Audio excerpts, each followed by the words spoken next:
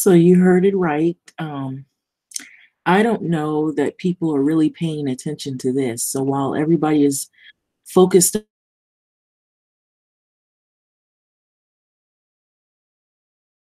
on the whole uproar over that, meanwhile, in Seattle, there are traces of opioid that are found in mussels fish. And so there's several articles about that, and you don't hear anybody talking about that because they're too focused on Prince Harry and Meghan Markle. And also, you don't really hear anybody talking about the issues surrounding EPA and what they possibly may be hiding in terms of contaminated water. And so I'm showing it. What is the EPA hiding about water pollution? And so these are important issues that are in our backyard here in America. And how many people have gone to a restaurant and, here in, I'll just say Los Angeles, there's a lot of restaurants that serve delicious seafood, and this seafood has shown up on our plates.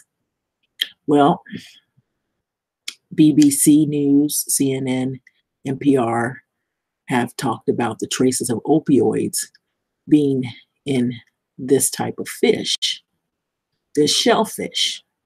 Mussels test positive for opioids in Seattle. Puget Sound. Okay. So traces of opioids found in Seattle area mussels. Mussels in Washington Puget Sound test positive for opioids and other drugs. That's interesting. So it's not only just the opioids, but it's also other drugs.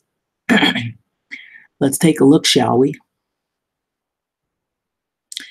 So you see the title here. It's pretty explanatory. And so they've talked a lot about the pollution in the water and the pollution with all of the trash that has grown over many decades. And they've got all these new ways to try to combat, getting rid of the trash and trying to clean our, oceans and waters out and trying to not litter and to keep things, sanitary.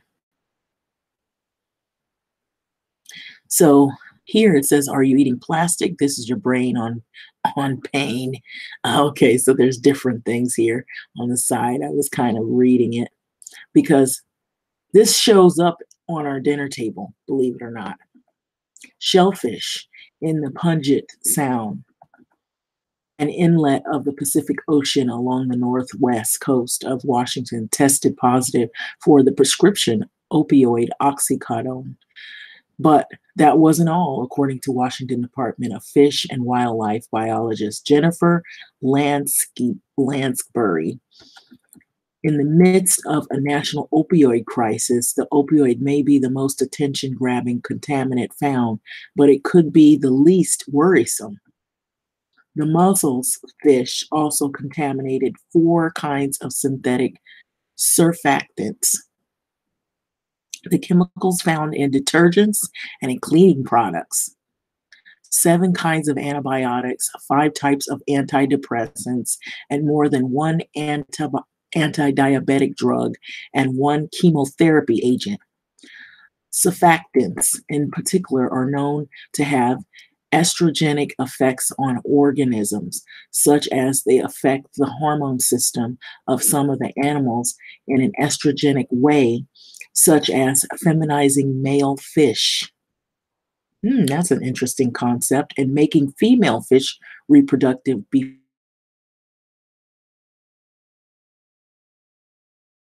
have not studied whether mussels are harmed by the oxycodone. However,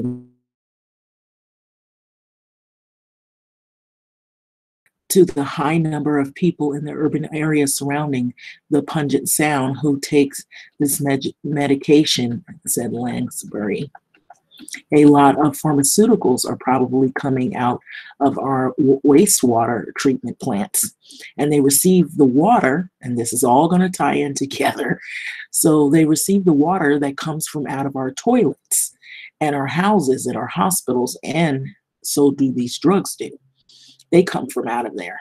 We're taking them and then we're excreting them in through our urine, so it gets in the wastewater treatment plant in that way, Laxbury has said.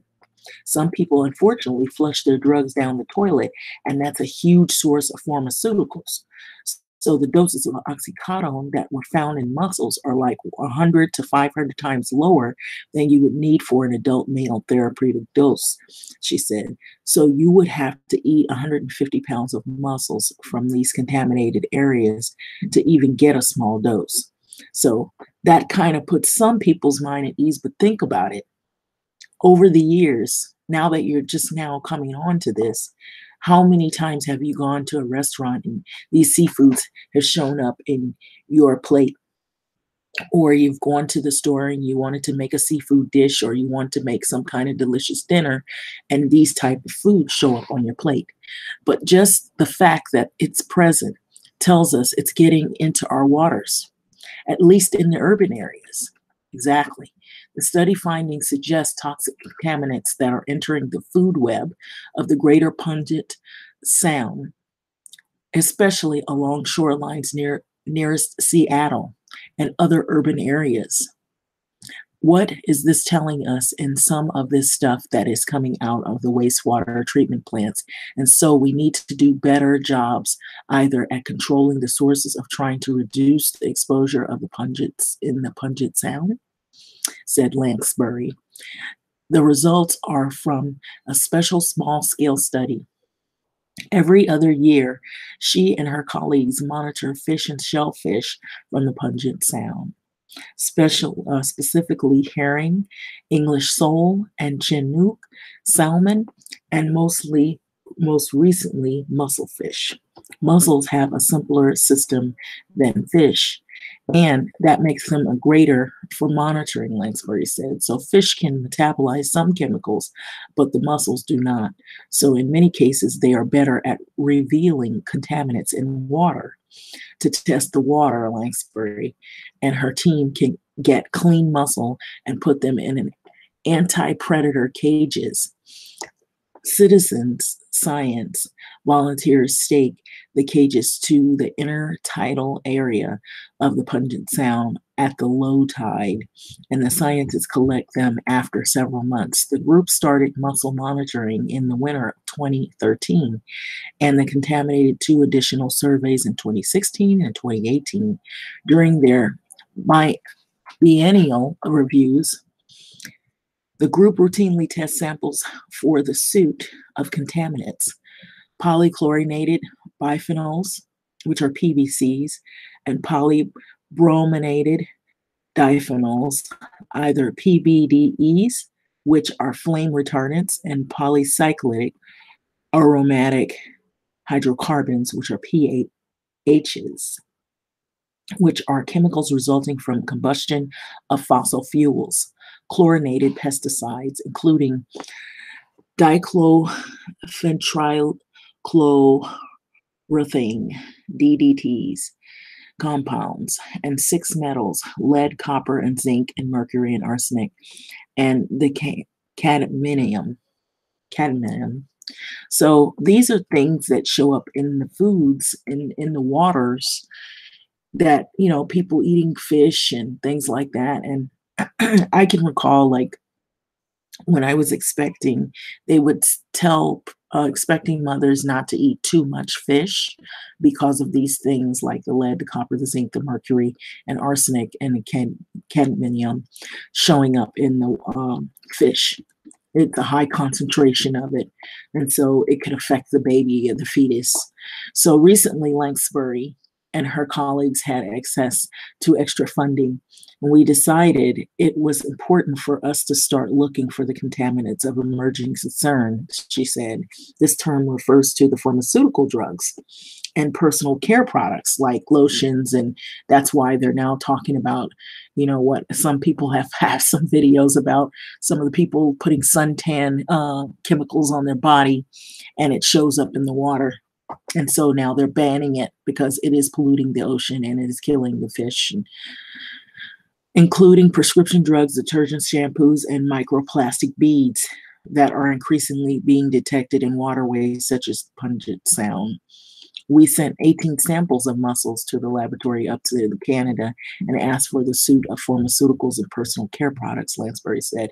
So when the data came back to us, we found oxycodone and three other of those 18 samples, and one of the samples came from the shoreline of Seattle, and the two others came from near Bremerton, she said. So to us, that says the oxycodone problem is specific to the urban waters of the Puget Sound.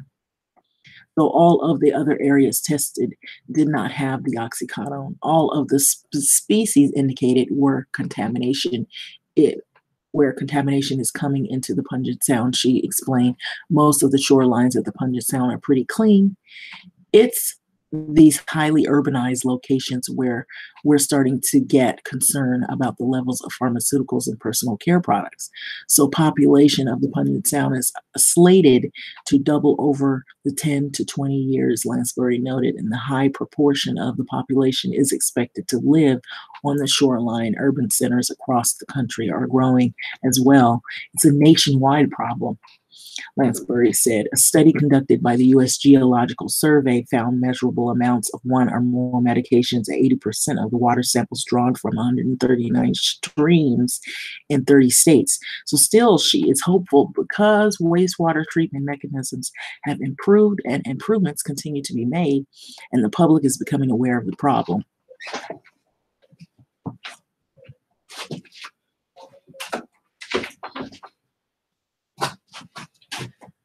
Meanwhile, Seattle's residents to keep in mind that what they do at home, what they put in their lawns, what they flush down their toilets, ends up in the Puget Sound, the oceans. She said the Puget Sound is a jewel in Washington.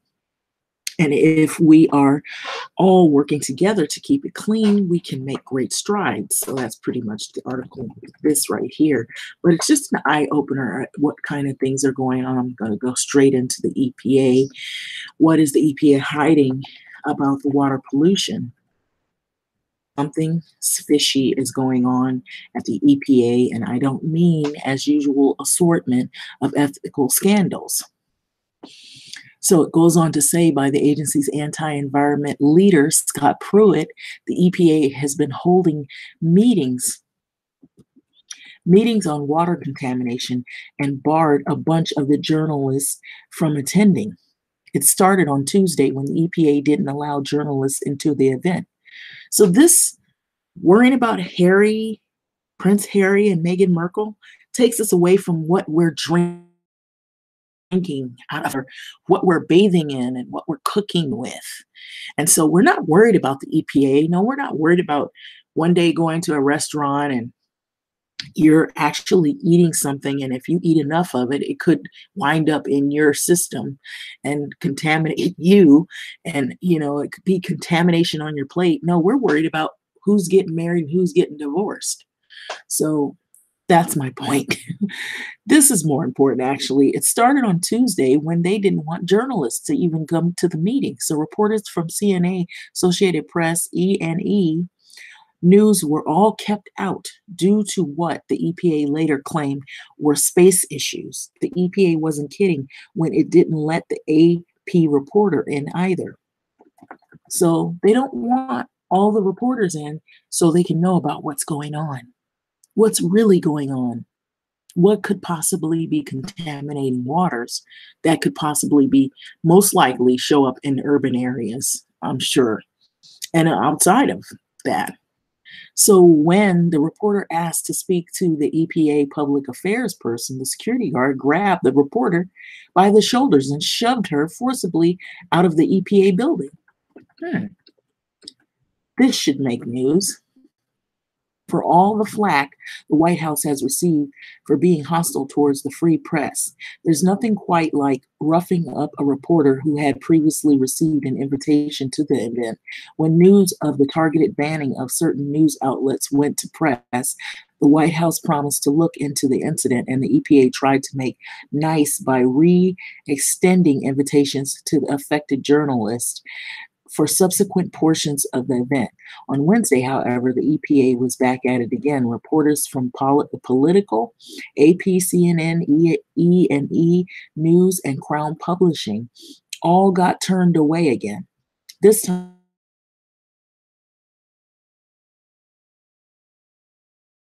event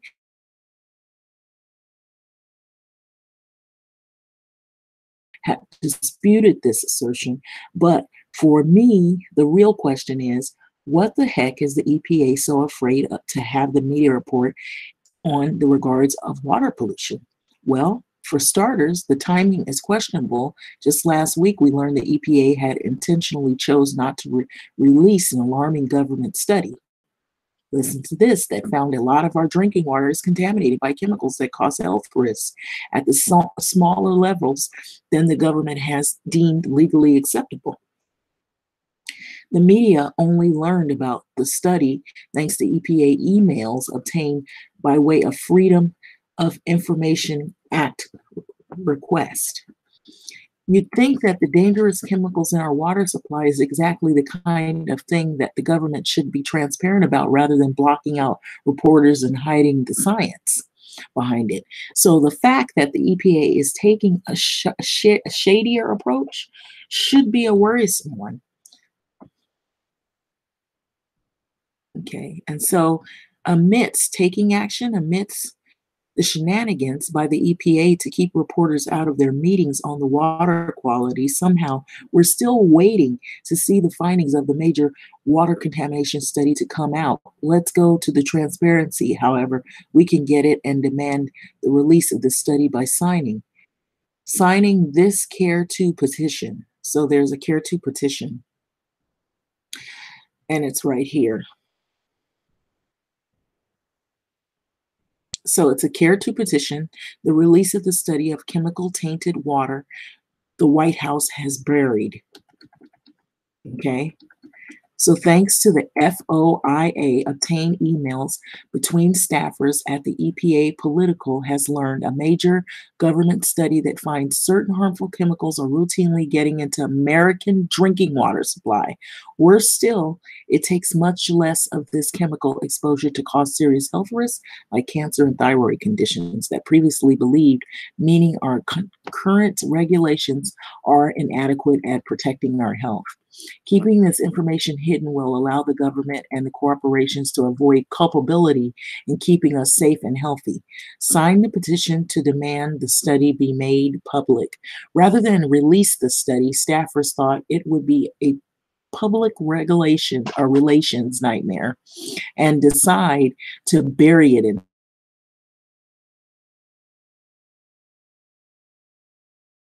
react though. The EPA and the Health and Humane Services have an obligation to look out for the public, not just notifying us of the potential problem, but also with action to resolve the threats. It's time that the White House release the study so we all know what's going on. Pretending it doesn't or it won't exist won't save people from health repercussions. And so that's pretty much this right here. And this is a petition right here. And so anyway, so that's pretty much these two articles, which I thought were very interesting and very informative and very truth-telling in terms of that, because we've had a lot of comments about climate issues, and what they're trying to do is ignore climate issues in this administration and make it look as though it isn't real and that it doesn't exist, when we know, normal people with common sense know that, yeah, climate issues are a factor and they do exist. And it is something to be concerned about, because if we look at this article here talking about what is in the fish that is showing up in the fish, Yeah, water and climate, everything, all of it connects. It has to do with American people and our health. And this is what we're faced with. This first article is out of CNN and it's by a Susan Scuti. And the EPA article, it's Care 2 about the EPA hiding the water pollution. And it's by Kevin Matthews. And you can find this article pretty easy if you look up things having to do with human rights, the rights of people, people rights. So I just thought these were things we should probably be more focused on rather than, what who's getting married, who's getting divorced, people, things we can't control over, what a person looks like, in terms of their nationality. Those are things that they couldn't even control. So, anyway, with that being said, like, comment, subscribe, and this is the duration of this video. Thank you.